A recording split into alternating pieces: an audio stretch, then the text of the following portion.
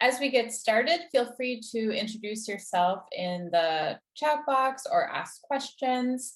And be sure throughout, if you have comments or questions, that you click on panelists and attendees in the chat box. You have two options, panelists only or panelists and attendees. And if you'd like to have a conversation with others, make sure to switch that in the chat box. My name is Jessie Nixon, and I'm an education engagement specialist at PBS Wisconsin Education.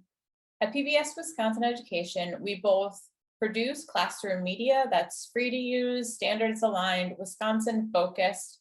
We have video games, interactive content, educator guides, readers, and more. We also facilitate professional development experiences like this panel discussion tonight. Whether you're a formal or informal setting or early learning through high school, throughout the year we have webinars and hopefully in the future more in-person sessions as well. At PBS Wisconsin, we recognize that bias and unlearning the practice of racism demands education, listening, and action on all of our parts. And it's with this in mind that the Education Department is running the Spring Professional Learning Series called Building Community Cross-Culturally. As part of this series, we'll have the panel today, and we have two more opportunities to participate in the Spring Series this spring. On June 1st, we'll have a panel of educators and administrators, both from rural and urban education settings in Wisconsin, to talk about building community. And we'll conclude the Spring Series with a mini Ed Camp chat where educators can come together, choose the topics that they want to talk about, choose the room they want to go to, and talk with educators and peers about those important conversations for the classroom. Our spring series is centered again around building community cross-culturally. And today's panel will focus specifically on working with families and communities. This topic is relevant today more than ever. Just as we strive to create welcoming spaces in our classroom communities, we recognize that the classroom community reaches far beyond the classroom walls, as students' families, community members, and the natural environment are all a part of their identity. As educators, we must work as a whole community, valuing students' funds of knowledge and celebrating all that they bring to the classroom every day. But what does this look like in practice? Today's panel of educators will explore this question and more, providing examples in action from their prospective school environments, while of course also recognizing that each environment is certainly unique. Mr. Rogers, one of our heroes at PBS, once said that knowing that we can be loved exactly as we are gives us all the best opportunity for growing into the healthiest of people. As we begin our panel discussion, may we all come together with this mission of welcoming our students exactly as they are, through building strong relationships with their families, getting to know more about their communities, and valuing their unique contributions and ways of knowing. It's with this that I welcome our 4 Wisconsin educators that I'm so honored to have with us today. I've asked each of the educators to first introduce themselves and start with this pretty big topic and question. What does community mean to you? And why is a recognition of community and family important for the classroom? I have a series of questions, but at the end we'll have time also for questions from the audience. So throughout, if you'd like to add questions in the chat box, one of my colleagues will be collecting them for later. With that, I'm going to hand over the space to Darnell, who will help us introduce himself and start the conversation about what community means to you. Well, I'll start by saying I purposefully wore this sweater because I knew it would be a Mr. Rogers like ping. So therefore I'm in my full-on Mr. Rogers look. My name is Darnell Hamilton, everyone. I am a high school special education teacher of math at Golden Meyer High School in Milwaukee, Wisconsin. So what does the word community mean to me? Well, first I have to recognize like what it means as a definition. And looking at the one definition that stuck out to me through Merriam-Webster's list of definitions would be a feeling of fellowship with others as a result of sharing common attitudes, interests, and goals. And to be a part of that community I really feel like there has to be a recognition of everyone present and their contributions to what they can bring to a community. And knowing that not everyone will always share the same interest at first, but maybe they will never share the same interest, but at least the shared commonality can be present. And I think within that community, it's all about will and capacity.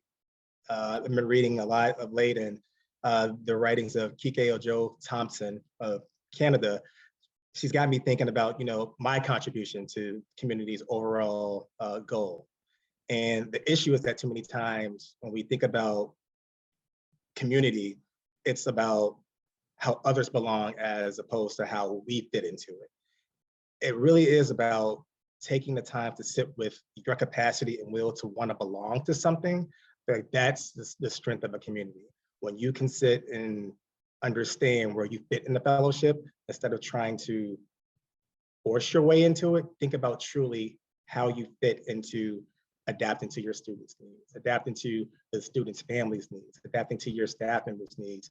It becomes this whole idea of really being a part of something strong and understanding your differences and how that can still come to some commonality in the end goal. So that's what community means to me and how we relate it to education in this conversation.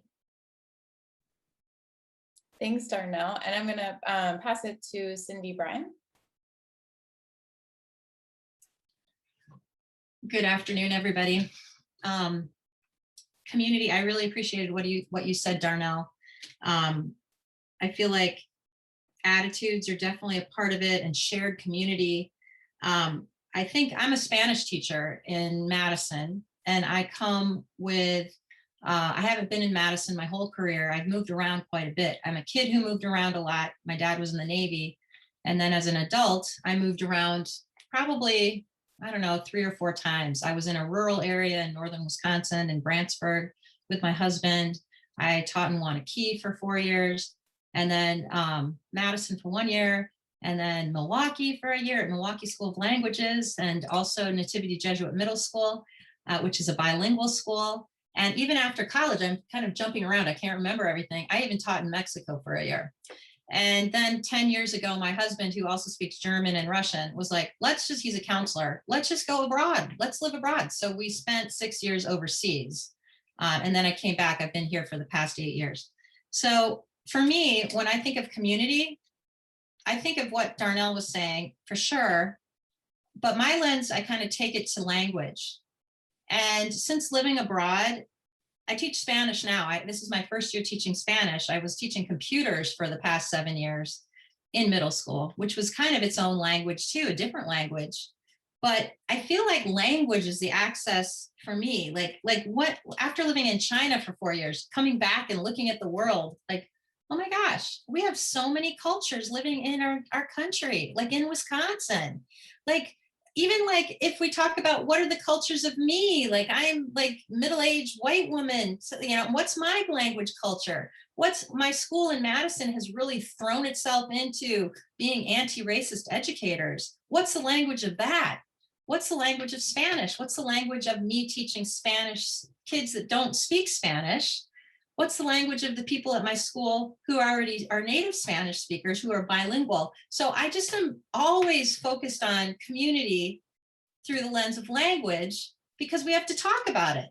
And and the other aspect of that is cultivating curiosity and excitement around it. Like, I think we for so long have been frightened off by differences in schools, or I'm not sure what the reasons are, but I feel like after living abroad and coming back, I'm excited. And I'm so excited this year, believe it or not, in COVID times, teaching online. I love teaching Spanish to my students because it's exciting. It's like another tool to use to connect to your world around you, to access the community of our lives right now.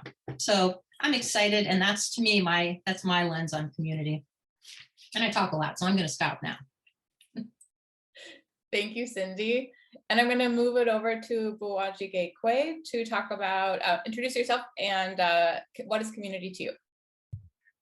Good afternoon, Buwajige Kwe Indigu Misquadesi and Durem Mashkaziving and Dunjaba.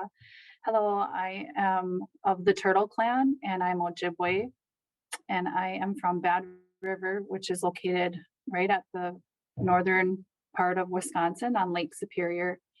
And I'm tuning in today from the Ashland Middle School, which is where I work as a 7th grade special education teacher.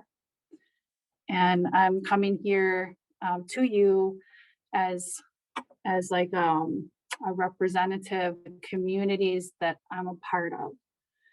So that kind of starts with myself, and then it expands outwards. And I like to think of it like a tree ring. When you cut a tree, maybe you're chopping wood, or you're getting wood for your home, to heat your home, and you see those rings inside the tree, and there's that core in the center, and that's where I see myself, or each of us as individuals in that center ring. But it doesn't stop there. It goes outward to the family and community and the tribe and or nation that you're a part of and representing, and even goes further to the next generation, or the in Ojibwe worldview, we think about the 7th generation.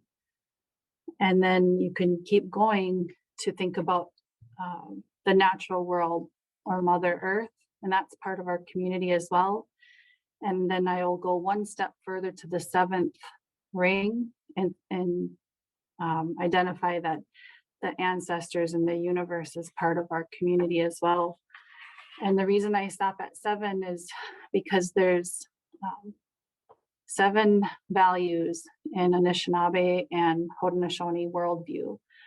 And so I include all of those rings with that idea of community. And essentially, it's like all of those that we're in relation with, and that we're coming, to a space as like this representative. So I don't come to you alone. I come with all of these parts of what make me and who make me. And when we can foster those connections in the classroom, then beautiful things grow, like a sense of belonging and identity, and even responsibility, and freedom to be ourselves. So I'll share about that much right now. Thank you.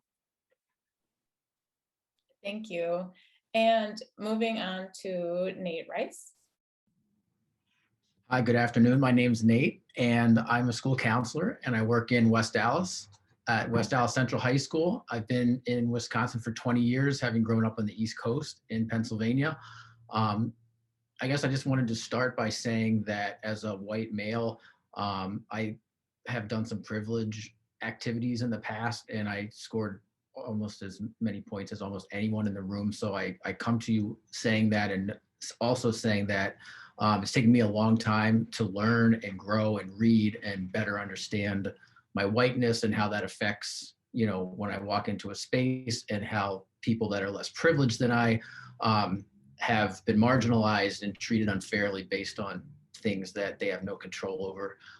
So that's powerful to me, and I take that very seriously. So I'm privileged to be in this space sharing my ideas today. And I just wanted to say, to build a sense of community, to me, is helping people feel appreciated and valued for who they are, and trying to find out what they're all about, and finding that sense of common purpose, applying communitarian values to the equation, so that we're all in it together. We're here to support each other. We're not here to compete with one another. And I think if, to the degree that we can build that environment, people will feel loved. And I feel like you really have to have, if you can get there, a true love for your students, for all your students, regardless of their race, their religion, their culture, or how they act in your class or act in your school, and not judging those students. Because I feel like if we're bringing judgment to our students, they're going to pick up on that. They're not going to feel welcome, and the sense of community breaks down. So the one thing I think is really important is to make sure that you're treating all of your students with respect. You might think, well, I treat all the kids with respect except these 2 students in my class who are disrespecting me, so I'm not going to respect them. And I think when you do that, students are like, whoa, that person's coming at that student a little bit too hard. And, that starts to break down those feelings of community. Whether it's one person that doesn't feel welcome, then I think that jeopardizes the ability for others to feel welcome too.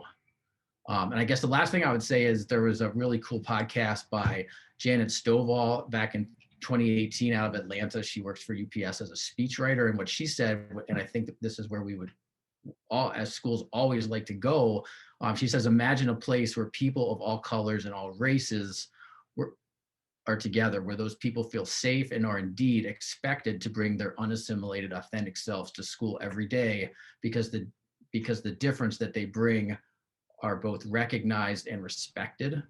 And I feel like if we can get to that point where we're not, having students check their culture and their race and any other key parts of their identity at the door and they walk in, then our students are not liberated. They're not able to express themselves and thrive in school. And so it's a hard task, but I enjoy doing it. And to Darnell's point, I think you got to love being where you are, love your community that you work in. And if you don't feel like you love your community when you walk in every day, that can be really hard and draining. So try to find a place where you're going to feel that way, because you feel liberated and excited and bring the energy. Thank you, Nate. And thank you all for introducing yourselves and that difficult task of defining community in a short amount of time, because we know it's so multifaceted and complex. The first question that I have for the panel, and we'll start with Nate answering the question, and then the other panelists can add to that conversation. My first question is, what are some of the ways that you or your school builds relationship and trust between families and the local community with the school? Okay, yeah, thank you. Sorry, I feel like I just talked a lot, so I'll throw a couple other ideas at you related to some of the things that I've done, and then some things at the building level. I feel like we need to believe in our students in a very transparent way, in a way that is almost, what's the word? Let me back up with that, but basically just to believe in them. And I think if you do that in a genuine way, they know that. Their parents know that as well. So one of the things that we do at our high school is we meet as school counselors with our 9th grade students and families in the first 2 months of school, and have them in for about 45 minutes where we get to introduce them or get introduced to them. And one of the things that I do is I have the students write down words that describe them that are positive to kick it off. So students write down words, and then once they're done, I have them read the list to me and to their family, and then have the family add anything that wasn't included on that list that they respect or admire about their son or daughter or child. And in doing that, it really sets the tone for a positive meeting. And we talk about high school and engaging in learning, and try to tie in things that they might want to do after they graduate from high school to kind of create a grand vision for themselves and dream big dreams. And I think through that process of believing in them and getting their family in your office, like during COVID, it's obviously we had a lot of virtual meetings, but to bring them in and have that time together really builds that sense of trust and foundation piece where we get to know students during a time of transition, which can be very hard for them and for their families. But the other thing when I'm working with students in my office is I try to bring a calm, cool demeanor to those interactions, and never let there's so much going on, but to be in the moment and help that student appreciate that there's nothing more that you'd rather be doing with your time, that they're worthwhile and worth that time, even in the busy times that we have at school. And then, when you're in the halls, your students are watching you. So being upbeat, energetic, smiling, trying to be positive, put that mask on if that's not your personality. Other ways to build trust in them and just build relationships to the degree that you can do this during the COVID time, taking things to students who don't have technology, whose Chromebooks are broken, who need a charger, who need to practice ACT pencil and paper tests. Like doing those little things takes 5-10 minutes on the way home. I think that makes a big difference. And those kids, then feel, wow, he's really invested in me. He cares about me. So those are some of the things that we do. This year that was new because of the pandemic. We got to meet with all of our 8th grade students. that are going to be coming into our high school. So that was a nice way to help them feel welcome when they get here. Hey, I know somebody, I've already met my counselor. This is about 10 minutes. So you might be saying, well, how do you find time to do this?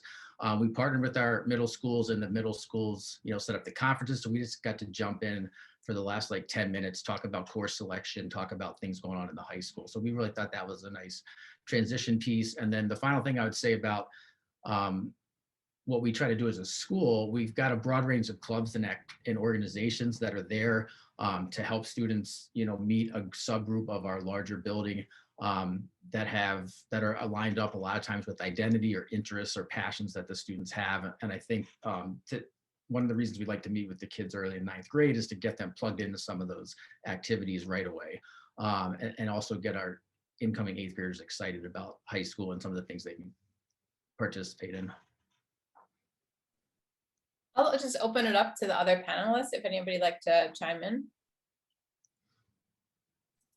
I'll add in, I'll jump in. At first I was not really sure what I was going to say, but I realized it's interesting right now just to reflect on the past year and a half, I think it was, since we've been in COVID. I can't even keep track of time. I've lost sense of time. I've lost a sense of place. I'm now in-person hybrid teaching. I don't know where I've been this whole year, but I'm happy to reflect right now. And I was realizing last year, this time of year, I was teaching computers, and I actually did something. What COVID has done for me as a teacher has allowed me this different framework to think totally differently about what I was doing. So last year, I reached out to, I had the kids in my 6th grade computers class say like, okay, we're in computers and we're online all the time. What are we going to do? And they were like, well, how about we get speakers, Mrs. Bryant? And I really think it came from my students. And so I reached out to people on Facebook that I would never have reached out. Jessie was one of them.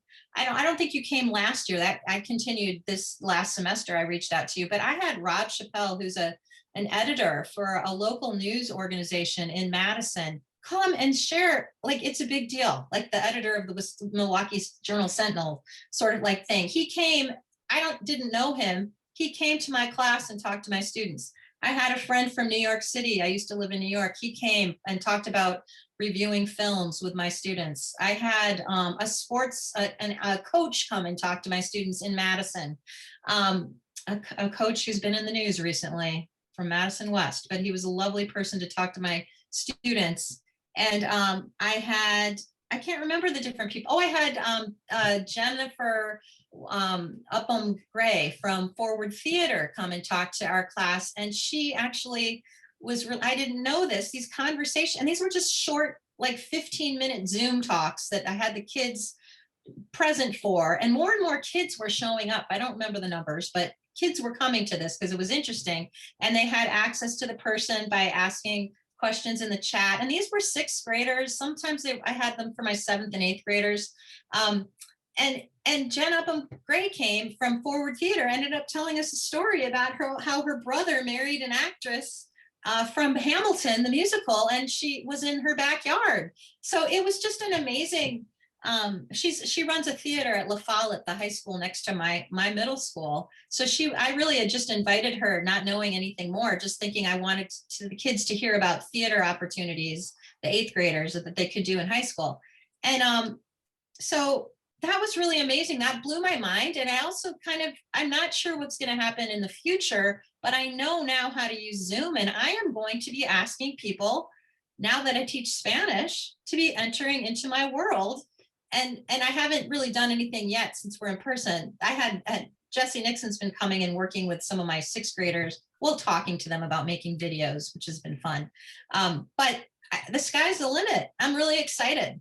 So, I'm sitting there listening to Nate thinking, oh, I'm not really doing anything, but no, that's a small thing, but has huge impact. So anyways, that's what I have to say. You don't mind if I go first, do you? Okay, all right. So over the last 3 years, I think I've been working at sort of uniting direct transparency with empathy. I've always been a very direct person. For everyone who knows me, and for those of you who probably are in this chat who I've invited, I've always been a direct person.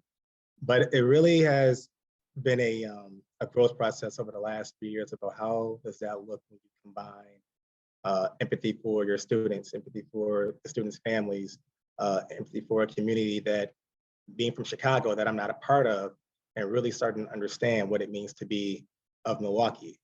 I unfortunately work for, I think, a district that doesn't know how to combine the two. When you think about ways we build trust, right? So as a district, I wish they were in line with how certain schools do that. I think here at Golda, we have a lot of teachers who want to build trust, and we have those who are doing great things to really stand out in the community as to how they are building trust with those students that want to get involved with Green Team, want to get involved with POTW, want to get involved with debate team, want to get involved with going on a historical Black college university tour. It's understanding that, hey, not all of those families might have enough money to go on that college tour. So what do? What funds are you raising to help those families that are interested in learning about opportunities outside of Milwaukee? What are we doing as a community to help those families? I think when we start understanding that not every family that we serve lives in this monolithic sort of umbrella of this student is just like this student in every single way, we're gonna really start understanding like what it means to build trusting relationships with not just our 9th through 12th graders that I serve, but their families. It means a lot to me personally when I can still hold a relationship with an alum's parent, and they've been graduates for 3 years now. So it's like, it shows a lot to have that linking sort of, not partnership, but really consider it a partnership, because it goes back to that conversation about being from a community. We are in a village. We are part of this village that's helping raise these children. And like no one, as Nate put it, we're not in competition here. We're all doing this collaboratively. And if we just understood how to link our assets together to really build this thing from the ground up, we wouldn't be having a conversation about, well, why does this student trust you more than me? It's all about understanding what individual brings what to the table and understanding how to highlight that. I think that's what our families are looking for at our school. When they come to Golda, it's, hey, I heard about this teacher being able to run this program, like let me meet with them. And understanding how that process works, not just for that 1 year, it's ongoing. That's what builds trust. So I can only speak to that in particular notion in terms of how I've envisioned trust built here at this school. And when we talk about in the community, I mean, that's part of it. Let's just think about when a school picks up from Wisconsin. I'm not speaking about the Universal Company charter network that just sort of left overnight. It's, are you coming into a community knowing exactly what that community is seeking? Have you met with the community? Have you brought the community in to sort of give you intel on how you can best serve them? So that's where the trust is built. And it grows when you're actually listening to understand and not listening to respond as an entity. So that's how we talk about building trust. Well said, Daryl. And I'll just say one more thing because we have a couple other questions to get to build upon that point of having of understanding you're entering into a community and you want to honor the existing knowledges and existing ways of knowing within that community. I would say that that relationship between the school and the community and the families and the students, all of those, that's like a big, like if you zoom out, you can see it from a big picture and then you can zoom in and then there's a lot of little, like smaller parts, pieces to that big relationship. There's many relationships within the relationship. And so I would say this, that relationship, whatever part you're a part of, needs to be consensual and founded upon some shared values. And that requires a lot of conversation and community and thinking about relationship as a practice. So if you think of any relationship that you carry in your life, whether it be a relationship with nature or a relationship with a spouse or a child, it's something that requires a commitment and a dedication and a lot of maintenance and listening, as Daryl was saying. And so that I feel like is important when it comes to schools and families. And part of that is going to be for some communities an acknowledgement of the history of education and um, how schools have caused trauma to communities. And I think that's really important when we talk about trust. Thank you. Thank you all so much. I think before I go to the next question, something I'm wondering from that one too, if anybody might speak to, as a school-wide, if there are any examples of how schools have welcomed in family members and guardians that you've seen that you appreciate, or wish what you hope that would look like in the future.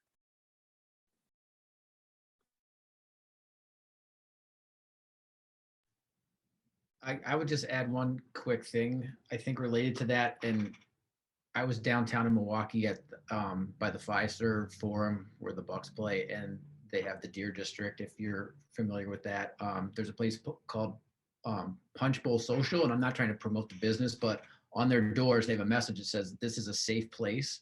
We value your color, your class, creed, gender, and orientation. Anything less will not be tolerated."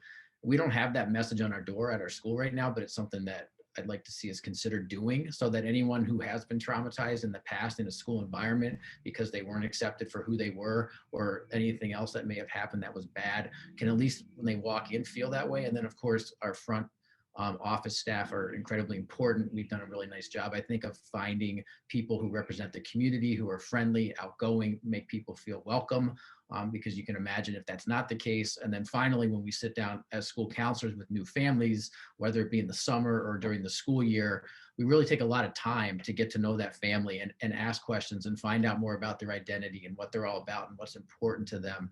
And again, giving them the time that they deserve so that they feel welcome. And then, do a lot of things to help them transition to the school setting, to feel comfortable, but more importantly, probably is feeling valued and knowing where the resources are if they're not feeling comfortable, if they feel like they're being mistreated by a peer or a teacher or someone at home or in the community.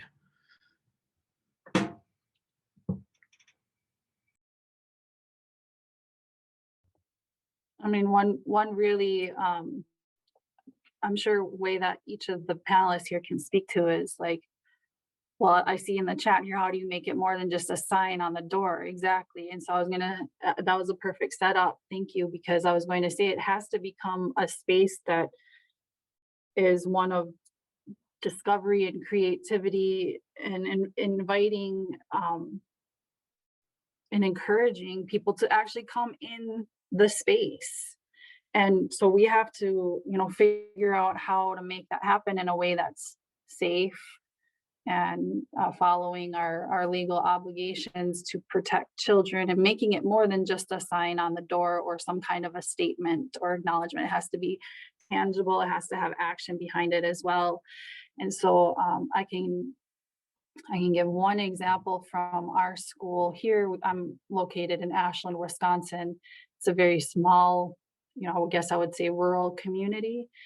And we partner quite a bit with the Bad River tribe. And one program within the tribe is the food sovereignty program. And that houses a couple of different things more than food. I've partnered with them and been supported by our principal to bring in the traditional game of lacrosse.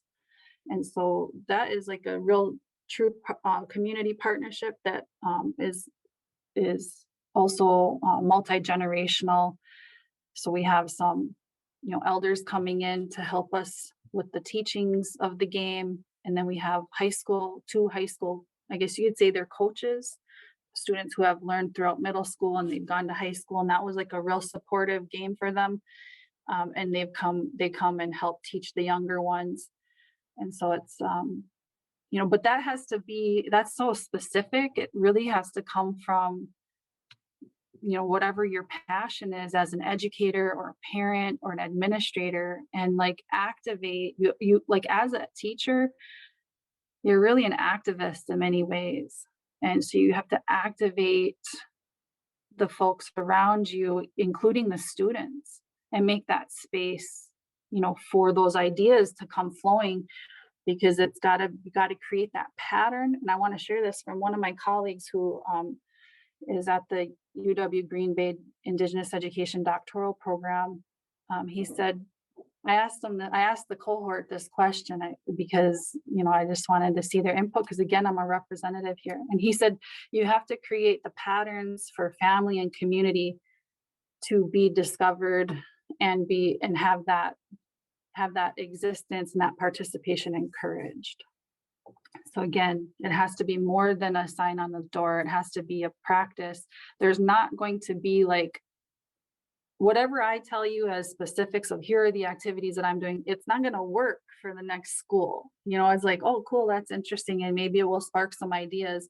But I think the big point is that it's more about, less about the specific activities and more about the way you go about building connections and facilitating those connections.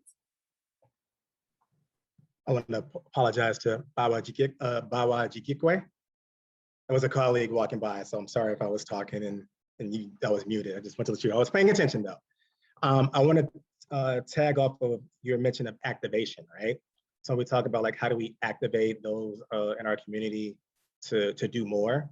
I want to shout out our PTO here at GOLDA, because our new PTO president has really, really pushed the drive to get parents activated in what it means to be, a parent of an elementary student whom happens to be white, and understanding like the plight of your students, your students' peers, or even the teachers that those students have to go to, because let's face it, at my building, there are not too many Black faces. I'm one of them. So we start thinking about a PTO president who's really driving what it means to have parents of white students look at it from a lens of, this is what it looks like for these children, for those teachers, and really trying to get them activated in terms of how are we going to make GOLDA a space that's comfortable and belonging for all of us. The high school is a brand new entity. It only came to be in 2014. So GOLDA's history has long been 3rd through 5th. And then the middle school came around in the early 2010s, and then the high school. So when we talk about culturally what the school has been, it has been a high-performing elementary school for mostly white students in its existence. So when we talk about bringing in a high school where your population is predominantly Black, then your very white PTO needs to understand it's not just about your elementary staff and your elementary students. You start needing to understand what the city of Milwaukee really means to these families, and what you need to do to be well versed in that. You have to really immerse yourself in it. So whether that's being more than a back to school picnic, which we definitely do every year, which is great, but it's like, what else can we do? So we started doing, I think for this past year for COVID, the PTO partnered with our parent coordinator, and they did food drives, actually putting together boxes of food and driving them to families who, don't live under that monolithic lens of you are well off and well-to-do, you'll be fine. So we really think about what we need to continue doing at our building. It's really understanding that this is not the same GOLDA. It has grown into something different. We have to nourish that. We have to cultivate that, as I believe we foster that. That is what Bawa Jikikwe said earlier in terms of fostering identity of your building. We definitely need to start understanding that's how we're going to make it better here at GOLDA, at least. And I would think for our district as well when I speak about public schools here in Milwaukee. My next question is, what are some ways to celebrate students' backgrounds without singling them out in the classroom? And this one will start. Cindy, do you want to start us off? I'll start. I lost my screen, so I was a little technologically challenged there. Thank you for waiting. No worries. So this is so fantastic. I love hearing everybody's perspectives. It's so interesting, and people are kind of coming from different points. I love this so much.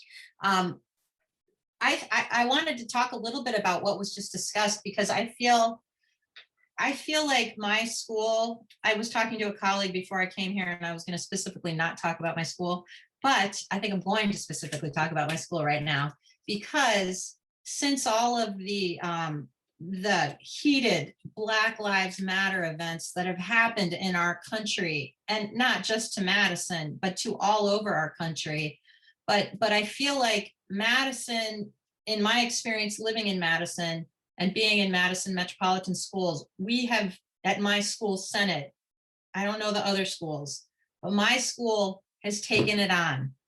And we've been taking it on prior to this last George Floyd episode, not episode at all, but George Floyd last year. We had started, I think 3 years ago, having groups where we were meeting specifically with small teams of people in our school, so we could tackle issues of talking, like, how do we feel racist in our school? Like, really talking bluntly and honestly. And it's hard. It's not easy, but it's necessary for us to be in our school. My school is, I don't know the numbers. I'm not a numbers person, but I'd probably say it's 30% Black students.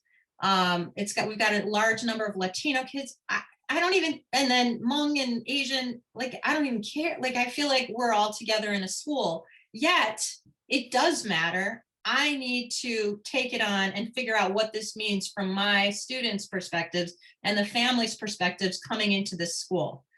And so what our school did was, our school district last year invited Bettina Love, an amazing woman who, if you have not heard of Bettina Love, Google her and read her books.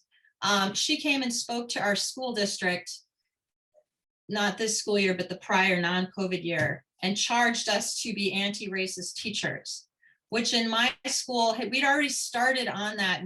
I think we'd read I'm not sure who guided the leadership of the school. We were just trying it out, and people were making activities like it was a regularly thing. It wasn't random. It was commitment. It was a committed effort on behalf of our staff to delve into this. So commitment is very important to this. What you were saying is, like with lacrosse, you can't just pick that up and just do it. Like, my school can't do that.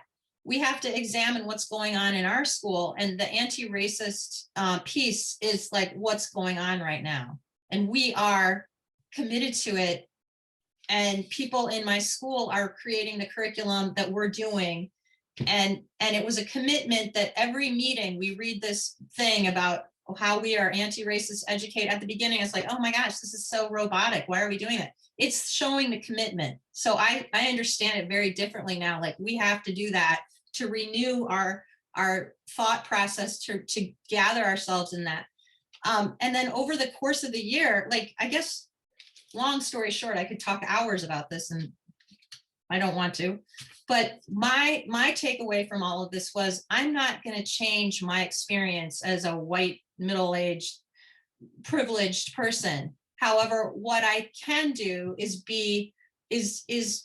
speak my truth and listen, cultivate curiosity in others, but just be honest about where I'm at, which motivated me a change in my teaching profession. Like I said, out of that, I did not like teaching computers. I wanted to teach something else, which launched me personally in a totally different career path. I had taught Spanish before and I love it, but I was just kind of stuck, and I was one of those teachers. I was not happy with what I was doing. But since switching and since speaking my truth, I am engaged and I love what I'm doing, and I see how I fit into my school very clearly and very proudly and also humbly to keep moving our school forward. I really respect my principal for making this be our our focus. So I don't know, that's a little segue from that last thing. And then I can't remember what you said for the new one. Do you want me to start the second one, or do you want to move to a different square? You're fine. Like I I'm Brady think we'll- Bunch. Yeah, we'll move on, I think, a little bit to the question of some ways that we can celebrate students' backgrounds without singling them out. And somebody in the chat brought up funds of knowledge and how we might use funds of knowledge as an approach to do that. And maybe we'll move on to who hasn't talked first. We'll do Bowajigekwe, if you would like to go first. Okay, I'm going first on the next one while I Oh, prepare the whole thing. So if anybody else would like, sure, go ahead, Cindy. Thank you. You know, the funny thing is I've been teaching for almost 30 years, and I like hear these terms and I'm like, I can't do them anymore. I don't know what funds of knowledge are, because I feel like we educators have been doing these things. I don't mean to sound arrogant about that, but I feel that to touch on what you're saying is, what are we doing in the classroom? And it's like going back to the language piece. What do my students, just as basic in my school, we have t-shirts like Senate Shines or Senate Rah-Rah Senate Middle School. We're a bilingual middle school. So I feel very committed right now. Any t-shirt that comes out of my school better have English and Spanish. And by the way, there are probably some other languages we should be investigating and getting on that, like Ojibwe and maybe Ojibwe or Ojibwe. I had a student in my class last year, pre-COVID, she was kind of not the most engaged person in my class. However, she was on her phone. She had an Ojibwe app and was learning Ojibwe. And I was so thrilled. And I was like, that is fantastic. If you're bored in school, do that. That is fantastic. You know, like find what it is you're passionate about and do it. So in my class, I try to do, in fact, today with my academic foundations class, it's kind of like a study skills class on steroids. But I said, we finished what we're doing a unit on kindness, and it's going to be taken farther than just kindness interpersonal. I'm going to use your tree analogy too, because I love that. I never thought of that analogy of I've heard the ring sequence, but I've never heard it connected to the tree. I love that. So I told the kids today, with extra time, do something that you love. Don't just do something that is filling time that's just because you're bored. Find something that you love. I put books around on the tables. Check out those books. Maybe you want to practice a skill, typing. Maybe you want to learn another language right now on your Chromebook. My school is one-to-one Chromebook. But I'm just trying to engage students like in real conversations about what are you using your education for and what are you excited about? Be excited about it, because why not? So that's my answer to this question. thanks, Cindy. I would just add on to that same kind of go with what momentum Cindy created by saying that what you're essentially talking about, I think, is creating a space of purpose and intention. So when you spoke about like being passionate, you know, and like, we have to understand that it isn't about us in the classroom as teachers, as educators. It really isn't. I mean, I have my passions and all that stuff, and I have my little hobbies and whatnot, but you know, it really isn't about pushing that onto the students. I can introduce things to them. I can share stories with them and talk to them about, you know, times where I didn't follow my passion, and those provide some good lessons for the students as well. But to be quite honest, we have to step out of the way and let these young ones step into their light and their purpose, and let them lead us as the knowledge bearers that they are. I want to tag off of that. I had a very spirited conversation with a friend over spring break. You know, white man in his 50s from Lord knows where, but lives in Palm Springs, California, right? And I showed him a project that I constructed with my students back before COVID hit during the spring of 2020. And his line of thinking was, well, the kids these days don't have minds of their own, and like how can they actually be able to present such an idea without thinking how it would make their teachers feel? And I'm sorry, like I'm sorry, no, that's not the point here. They are sharing something about what they feel is necessary for their culture, to educate others about their culture. I don't think it would be right for you to consider their stories, their emotions, their feelings at the moment. You're not affirming that. We have to affirm our students and whatever they're feeling, whether it be quantitative or qualitative, for the most part, just because that is giving them voice. That is a voice of our future that we really need to be getting behind and not quieting it, silencing it, if you will. That's when we talk about this tokenization and are we celebrating them? We need to celebrate them. The first thing you do is by seeking out that student body who was like thriving to say something to their teachers about this is what it is, this is what I want to do. Give them the space to create it, direct it. We had two lovely students last year in 2020 before COVID hit, conduct and direct our Black History program. Best Black History program I've ever seen since I've been here at the school, and it was directed by two students. So when we talk about taking the adult mentorship out of it, let your kids run away with something to see what they can produce for you. And for my staff, kudos to everyone who goes out and actually gives their students the space to do it in their classroom. But sometimes I feel like we as educators get caught up in this whole idea of funds of knowledge. We need to continue collecting these funds because there are a lot of things we need to learn from these young people. They are educating us on their culture, taking that away from Gloria Ladson Billings. Thank you very much. It's just like, we're learning about their culture every step of the way. And if we don't give them credit for it, the space for it, and we just harp on, well, the district says I have to get this done. Oh my God, this isn't a springboard. You start to really limit yourself and limit your capacity and will to want to actually have these students come in and share something of themselves with you. And then that goes back to trust. Why should they trust you then?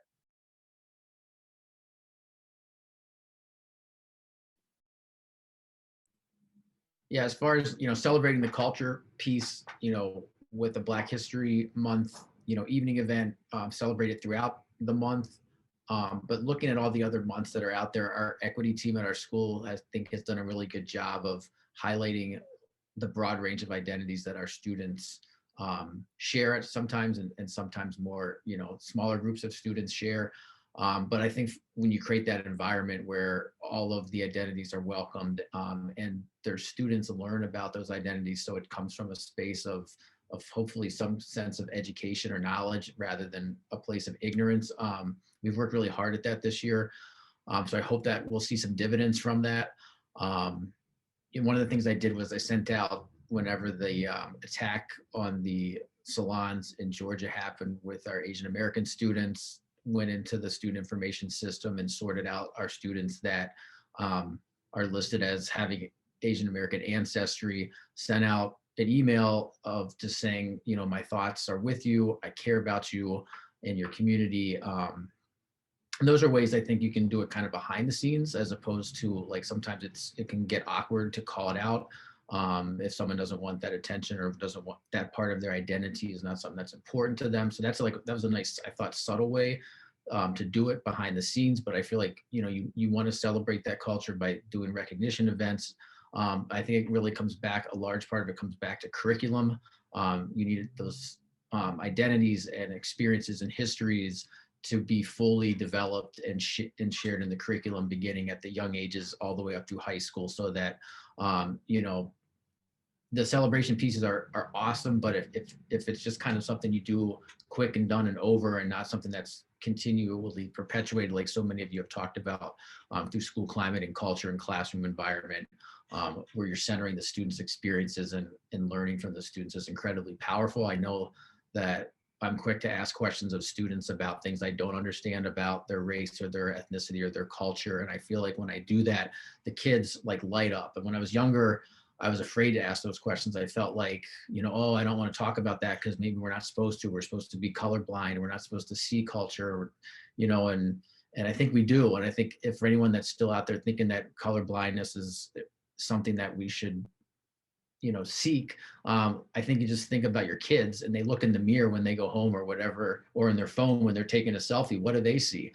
They see the same thing that you see. So let's not pretend that we're not seeing what they're seeing, because then that's really denying and erasing, big parts of their identity. And to the degree that we can acknowledge that and ask questions, take an interest in their identity, whether it's race or culture, whatever it might be, without, obsessing or perseverating about it and being overly enamored by it. I think that's a big turnoff. Our kids have told us that. So it's just like, be calm, be cool, have a conversation, validate them, and ask and say, hey, I want to learn more about it. And they get excited, as opposed to, pulling back. I love these questions, Jesse, because it really allows us to take it in a lot of different ways and kind of go deep in different ways too. And so there's that one part in the question that, it says, what advice do you have for educators about building trust with students who may come from, and then here's the part, a different background than your own? And so one thing, please, educators out there, if you could just do one thing, lean into the discomfort. Like, take a really confident, trusting step into that space of discomfort, and understand that it's not about the discomfort so much, but shift it to be more about a space of growth and a space of development and a space of learning with and from. And don't get defensive. Please just understand that you don't have all the answers. You don't have to have all the answers. We're in this together. It's about community and reshaping education from being hierarchical to be like rounded, a space of with and from. And thank you for that, because we really need to understand that as educators, we're constantly pushing for our students to, oh yeah, you're college bound, you're going to graduate high school, you're going to go off and do these continued things of greatness, learn. We as educators are lifelong learners as well. So we're going to constantly learn something about ourselves that needs to be checked. Like, okay, checkpoint, did that. What else is there about myself that I need to continue learning? And that shouldn't be seen as somewhat of a triumph. We're works in progress. Even teachers of color, and I am going to throw this out because I really feel like we harp a lot on white educators, as we should, but at the end of the day, let's continue to understand that we teachers of color also come from different backgrounds than our students. Too often, some of us get comfortable in this space, as I've seen throughout this district, of, well, I look just like you, so like we should be able to connect that way. I don't know who told you that, but I mean, for me coming up to Milwaukee, Chicago's not Milwaukee. Never went to a public school in my life. I'm a private school baby by trade, by being raised by my mom. So when it comes down to me having to learn myself in a space, I had to really look at myself very hard. Again, that whole really starting to understand direct transparency and empathy and how they had to be paired. And I think that's something that we all need to live in our authentic selves. If we want to be authentically us, we need to take a step back and realize where we need to be centered before we go off thinking that, we can have a full-on conversation with a student or a family about, bettering themselves or empowering themselves and feeling free to be themselves. Are we free to be ourselves yet? Like how we found out what being free in our classroom looks like. And if we haven't, then again, that's a continual learning process that we have to go through. I'm wondering about the connection between strong community relationships and academics, and how you've seen a connection between those two. And this is a question I think, Bawaji Gateway, that we'll start with you first. Thank you. So I did share this question with my cohort at UWGB. We are the first cohort in the Indigenous Education doctoral program there. So I just got to give a little shout out because I represent, that group, and I hope that I'm being responsible and respectful in the way that I'm showing up here, because we have had the privilege and the honor to learn in community. And so community can mean a lot of different things. It can mean like an actual place, where you live with, the inner workings of a city and different people. And then it can also be like this shared space that you can't really see, but you can feel. And so like, I feel like in a way what we're doing is, we're sharing and we're processing in community in a space like this, where everyone has the opportunity to build off of the next person's ideas. And so that said, I did share this question in particular with my cohort, and I got a couple of responses, and it's just kind of cool because all of us said one thing. The heart of this question is about relationship. Like, period. That's it. The heart of this question is all about relationship. And if I'm being totally honest, this is one of our foundational texts in the program. There are 4 R's. Relationship is one of them. And this is part of Haudenosaunee and Anishinaabe worldview. At the same time, these values, I'll share the other R's, are meant for humanity. It's not about like, it's only like, I don't think wherever you come from, that the concept of relationship is going to be something that might be argued. Maybe it could be, but I think that's like pretty universal. If it's argued, it's also a universally felt and practiced value. So relationship is one of them. Respect is another one. Reciprocity and responsibility. And that's at the foundation of this program that I'm fortunate and blessed to be a part of. And I consider the folks in that program my chosen family, my brothers and sisters. And we've spent a lot of time together for a couple of years, and I feel so close to them because we've shared in every way of ourselves. And so here are some of their responses, in addition to talking about relationship being at the heart. One of my sisters in the program, she said, you have to also understand that academic success is going to be different for everybody. It just is. And as a special education teacher, I know you know what I'm talking about. Anybody that teaches special education, and educators in general, I'm sure can connect with that. But like particularly special education, I think we're formally trained to like look through that lens that academic success is it's different for everybody. And then it really comes down to activating that student to not only be empowered, as I put in the chat earlier, not only to be empowered, like EMPOWR, but to be in power of their educational choices and options, like to have a say so. And I think teaching personal sovereignty is going to be, that's like a huge concept. I didn't even know what that meant. And I think this is to Daryl's point of like, it really has to start with yourself. You have to know where you're centered, where you're grounded, and then you can share that, you can share that outwardly with your students. And so that idea of like being healthy within yourself is essential before you can like try to reach out to out to even within the school or outside the school community, into like where there's families and other organizations and businesses. You have to know like what you have to be clear about what you're looking for and the purpose of that, because again, it's going to be different if you don't have the conversations with your students about their purpose, their strengths, their interests, their innate gifts that they're born with. Then what's the point of this like person or this activity that you're bringing in there? You could bring in the most amazing glamorous activity, and you might not have any takers because the student just doesn't even know how to access that.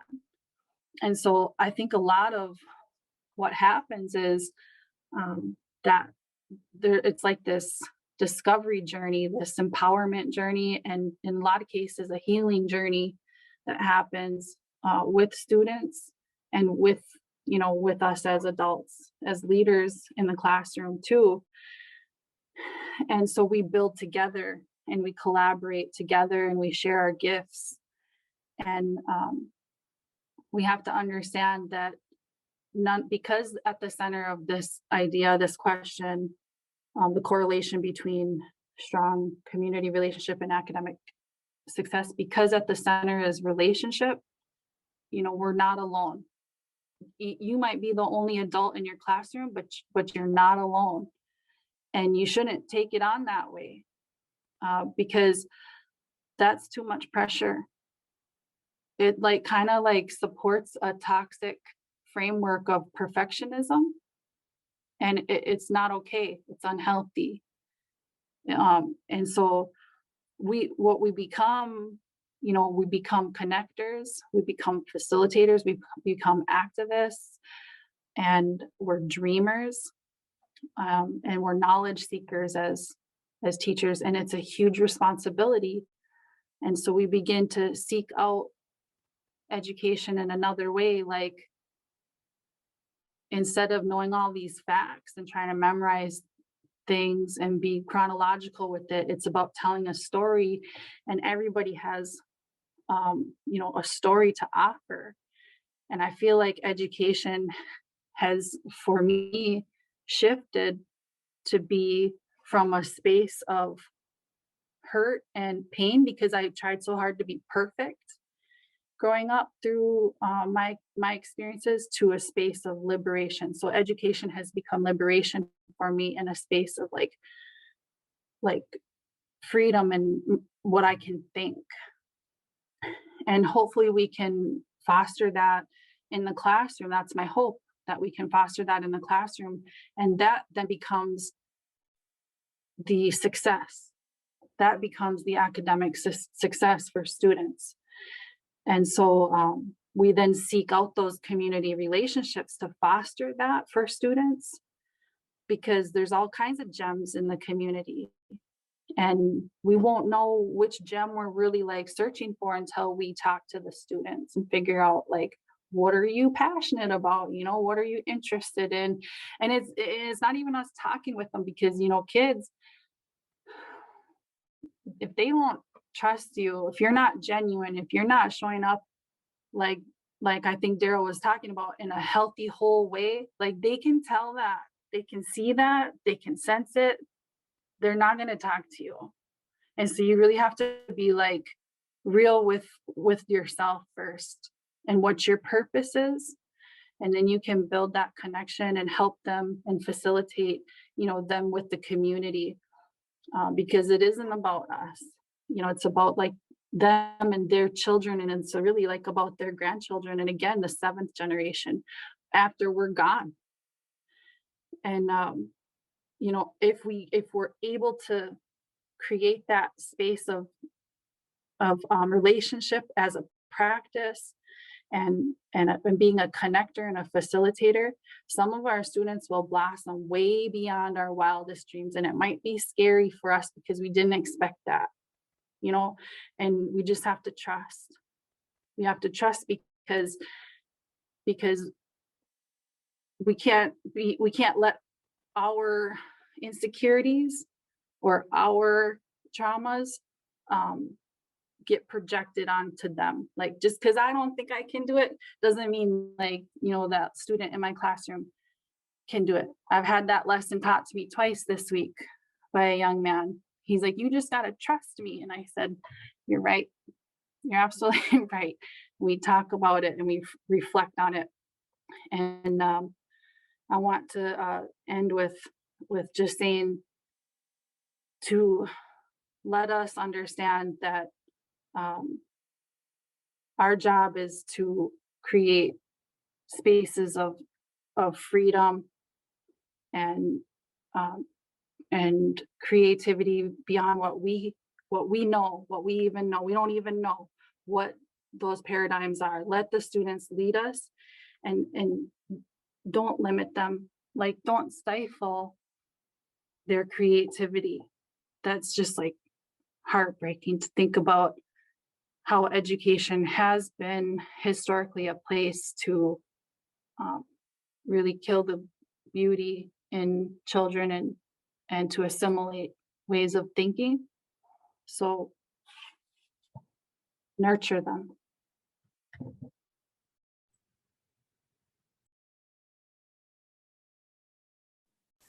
Yeah, I think Bettina Love talks about spirit murdering in her book that I have in here that I haven't gotten through yet. But that's we want to do more than survive abolitionist teaching in the pursuit of educational freedom. So I think that book really picks up on that and moves it forward.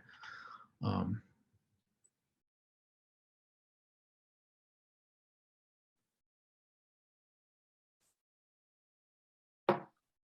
going to save my energy for the last question because I feel like she shut it down. So I'm just going to relax into the last. Perfect. We have one more question I think we have time for, which is, and Darnell, you can start us off, which is how might educators help ease students back into the classroom, whether they're doing it already or whether going back to the classroom happens in the fall? How might we help ease that transition for students? So what I would like to do first is just highlight community members that I feel like are going to be very essential to really moving NPS forward in the near future and beyond, when we talk about what's really relevant for our families and students to sort of process and bring into their lives. And those people are Angela Harris. I want to speak to her about being an amazing ally, accomplice, Black woman, very powerful in this city. When we talk about, she is the one leading the Black Lives Matters initiatives in our buildings, putting those forward for our schools to really understand our students' lives matters, our teachers' lives matter. And it's a shame that our district can't see the power in that. So I just want to highlight her. I'm gonna highlight the Black and Latino Male Achievement Program, BLMA for short. They need to be in schools throughout our district when we talk about what our young men of color need in this city, particularly in Milwaukee, returning back to school when we're done with virtual. The way they have sort of looked at teaching as a decolonized method of really reaching our young men and taking back their education, I think that's very powerful. And if you're in the Sherman Park community and you know about Pastor Thad at Bethany Church, what he's done for the community in terms of being an aid and a vehicle for keeping people strong in their faith, strong in mind, keeping the community fed. And that is directly linked to Angela Harris. So I just wanted to make sure I highlight them. Not a plug, but just like when we talk about community, our community is important. So I just want to make sure I highlight those individuals. Now, when I'm talking about the last question, what we need to really do for our kids when we come back, I'm going to take a lot from the last question and try to link it over as quickly as possible.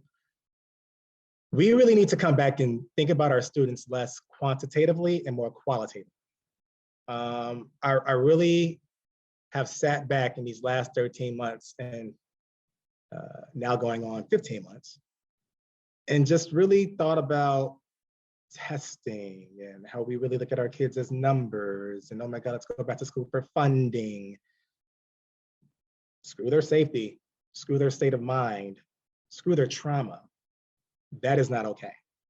So before we return in August, September, or whomever goes back whenever, I really think we need to sit with, do our institutions, do our systems have exactly what we need in place to have our students come back? Hell, our teachers come back. When we talk about being thrown back into a space 13 months later from when we came back in April, March really. And my thought is, I'm still stressed. I still am in a space where I'm looking at colleagues like, a lot has changed. A lot has changed. This is not March of 2020. When I left on a highlight, getting ready to go on my college tour, that had to be stopped short because COVID hit. So a lot really needs to be affirmed, addressed, and people held accountable for what changes need to occur. That goes for really our students in the sake of, let's start looking at what we have expected our students to live up to with our expectations as a district or as a school. And sadly, that's something that my district has yet to realize. When we talk about the value of that correlation that we mentioned, it doesn't go into account. We view it very narrow-mindedly. We choose what we think is appropriate for our students. So we talk about the fact that we have dated curriculum, unfulfilled curriculum. I mean, for the sense of, why are we teaching US history the same way year in, year out, when we're being told by our kids, hey, Mr. Hamilton, I just learned this on Google. Go tell your US history teacher and let's see if we can really get a change occurring. Or your literature teacher. Can we teach more of the African American ethno studies? Can we bring in this indigenous text and this indigenous curriculum? Let's really start understanding the ground that we walk on was not just founded on, our forefathers telling us that, I was 3/5 of the person and we're living by that. Let's actually dive in deeply into what we should be having our students, our staff relearn, unlearn, so to speak. And then really, when we talk about electives for these kids, make the electives pop more, like for your schools, in terms of, hey, in college they have film analysis studies that can be taught as an English course. So let's do that. Let them return by having some voice and vehicle into what they should be learning.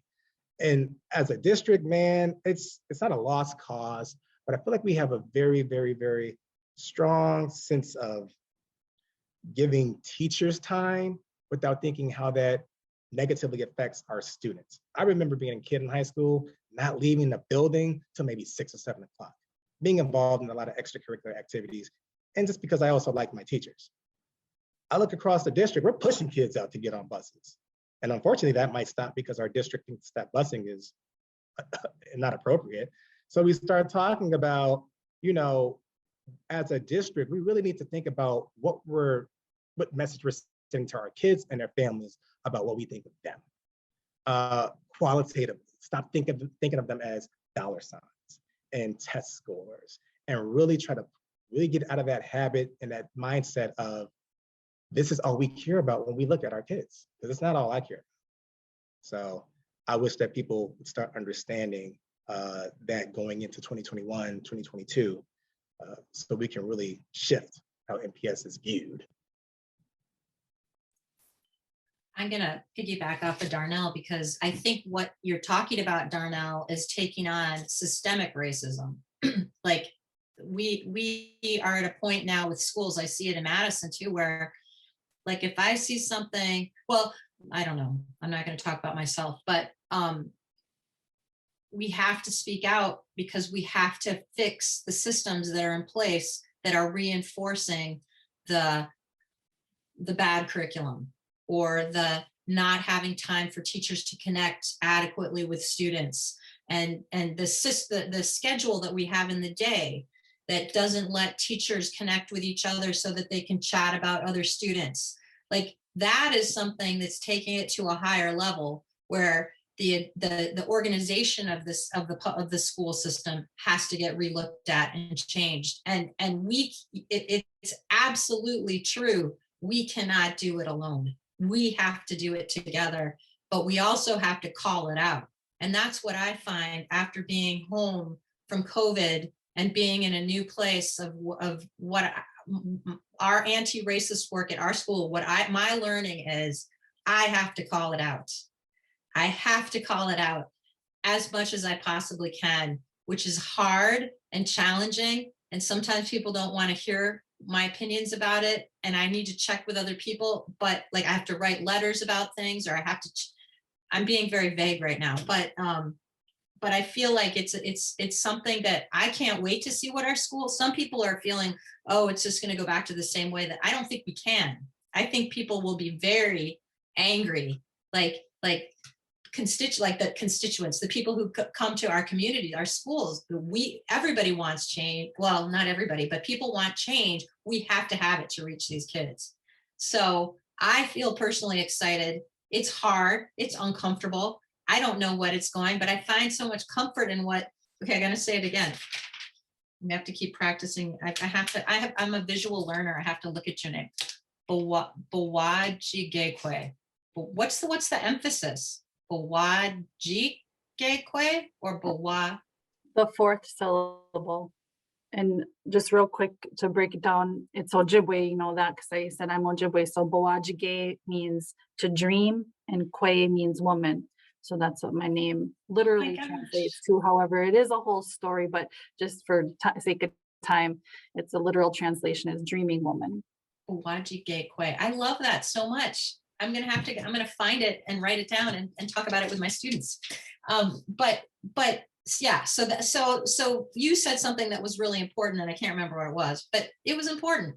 And that's it. I'll finish. I'm going to mute myself now. It's really interesting to hear the challenge, like what are we going to do when our students come back? And if ever there's been the opportunity beyond just, oh, it's another school year, let's do things that we didn't do in the past year, to try to, redefine what schools can be and do. It's a huge challenge. There is funding out there through the CARES Act and the most recent like American Reinvestment Act. I'm not sure what exactly it was called, but there's funds there. So like if now's the time to kind of, I think, advocate for these funds to be used for anti-racism, bringing people in, challenging people to read books, collaborating, and reflecting on their practice. I just had a really great opportunity to be part of Wisconsin Department of Public Instruction, did a PLC around social and emotional learning. And they turned to CASEL, which is the Collaborative for Academic and Social Emotional Learning. In the last session, they brought in a guy named Tyrone Martinez Black, who's one of their facilitators. And he talked about, the radical notion of, redefining schools and talking about radicalism as being, not radical in the sense that people get scared about, but maybe they do get scared about it, but he's like, that's fine. But we're talking about the roots of our systems. How do we build our schools? How do we build our society? And really questioning that and unpacking it and bringing a critical perspective to that. So if you have an opportunity to hear from him, he's phenomenal, inspiring, but there's so many incredible voices out there today that I've been able to learn from over the past couple of years that have inspired me to read and reflect. And I think if you're not reading and reflecting and growing in your profession and just kind of feel like you've got it all figured out and, the kids just need to come and meet me where I'm at, I'm not going to the kids. I think you have to earn the respect of your students. And that comes by all the fabulous, sharing that's happened here today with the panelists. So thank you for that. That's inspiring. That part, Nate, about reflection is very powerful. That's a huge point. And one of the people that has taken time to teach me, she talks about it in our doctoral program as the Indigenous pause, like PAWS and PAUSE, and she'll do like this, like bear pause or something. And so we practice that when there's like a really important point made, to just like think on that and just be okay with the silence and think about that as like an opportunity to draw those connections. And I think that's part of, everything that we've been seeing in this question speaks to the opportunity to engage with that pause we've had and understand that there's a chance to redesign the way we're doing education, and not everything has been bad in education, but there's a lot that's, like, in my opinion, from the way I'm positioned, that hasn't necessarily been nurturing. But it's not all trash. So you have to kind of look and see like what has worked, how have I benefited and things like that. And so one thing that I think about is this is like a new time. This is just, it's not new problems, because the problems of, if anything, this time has highlighted like the problems that have been existing, like with food and housing and medical care, equity, etc. Like this time it's not just been COVID. There's been a lot that's happened in this last year. And so it's like trying to figure out, some of those big points, those big issues, and then creating some action steps, some tangible things that you can do to address those hurts or problems, challenges. And I'm looking forward to someday, and it's easy for me to say because I'm not a farmer, and farming up here is like really important. I think maybe throughout the state, it is, but I do look forward to thinking about how we can reshape the school year calendar to be more seasonal, and just figure out like how can we shape that, and also like shape it to meet the needs of the students today for the times today. And then also like really look at thinking outside the existing structures, knowing that the structure helps provide some guidance, and also knowing that like it's not either or, like it's like we can dream, we can create, and we can, I guess the term in education is personalized learning. But you can really like tailor a student's schedule to be like what they need it to be. Maybe they don't need to be in the building from 8 to 3:30. Maybe it just depends. Again, it depends on what that person's goals are, what their interests are, and where they're headed, and talking with the family on that too. When it comes to like tangible things that we could do to help ease students back into the classroom, one thing that I wish I could do, and I'm thinking about how I can make this happen, is and it can't just be me, I have to figure out how to make those connections, is like how to education more so that we can have like those mental health services in the school that we need for for our young people. And that can look so many different ways. It doesn't have to always be somebody that's there to talk with a student, although that's pretty powerful. I've seen like a lot of like I've seen horses be effective. I've seen gardening be effective. Like I said, we play lacrosse here. We brought that traditional game into the school. We also do some drumming around like a traditional, well, I guess there's a difference between traditional and powwow drum. So we bring like the powwow drum in, that's more social and open to everybody. We do talking circles. So these are like some tangible things to focus on that mental health with students. And I had mentioned gardening, and I think I wish I knew how to garden. I'm starting to grow some, have a little herb garden, but it's like, remember last year when we just all were so worried about how we're going to feed ourselves and our family? And maybe some of you already had gardens, but I know I didn't. And a lot of the kids I work with don't have that skill set. And so it'd be awesome to see us supporting students that way.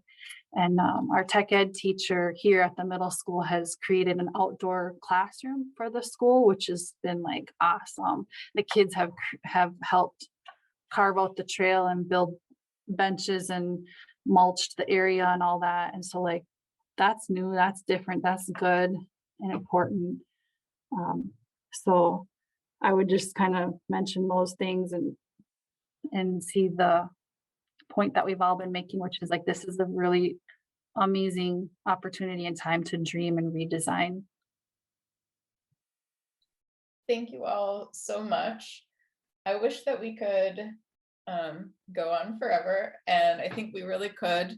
Thank you so much to our panelists for joining today, for sharing a little bit about your experience, giving us all so much to take with us as we think about what's important for our students going forward.